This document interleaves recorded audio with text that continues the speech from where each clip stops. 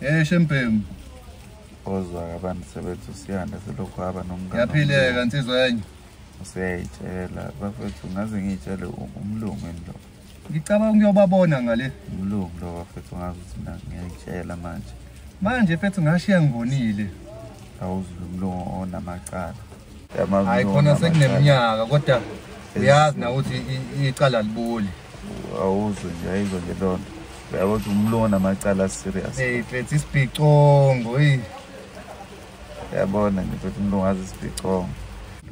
Kumabheketwana ngithi ngizalela esithenjini. Wakwezwa nomlungu zalesithenjini.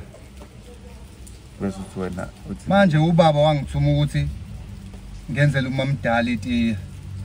Angiphambanisi yini mfethu usahoti noshukela. Mangithi uthi ha we lo muntu futhi une BP. Afethu. Umamdala une BP mfethu. Lapho mina ngizophambanisa ushukela nosahoti. Yabo. Ngithi ngiyacaza kwasho ukuthi alifakwa libuya nodaka. Alibuya nodaka umamdala. Yabo nje bafethu. Wangisho ngenhlamba. Wangisho ngenhlamba ilandelwa isidikiselo. Awuzwe nje. Umlungu ashaya isidikiselo.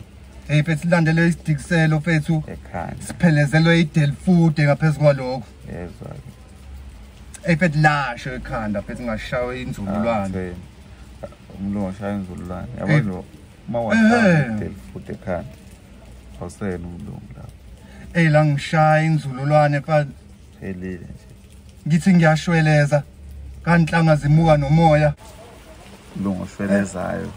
Isikhuni sabuya nomkhwezeli.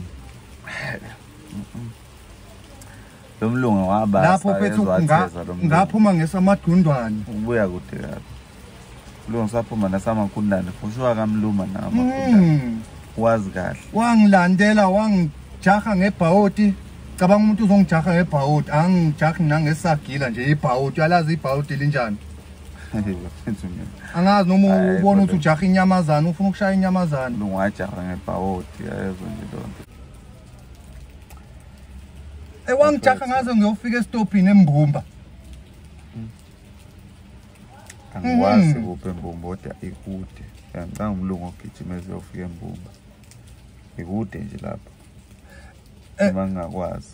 Mengifika estopini mfethu ngakotela isikheveza sika Mapholoba. Cabanga umlungu okotelayo. Ngahamba kanjalo ke ekhaya mfethu. Abelungu ngabakotela ngisho kuma construction umlungu hleze ezomaza phansi. Ngahamba kanjalo mfethu cabanga ekhaya. Okotele abantu. Umlungu okotelayo. Mfethu ungabona nala eThekwini mfethu uthi hayi iwedi yabheda. Akhambe kahle la ne.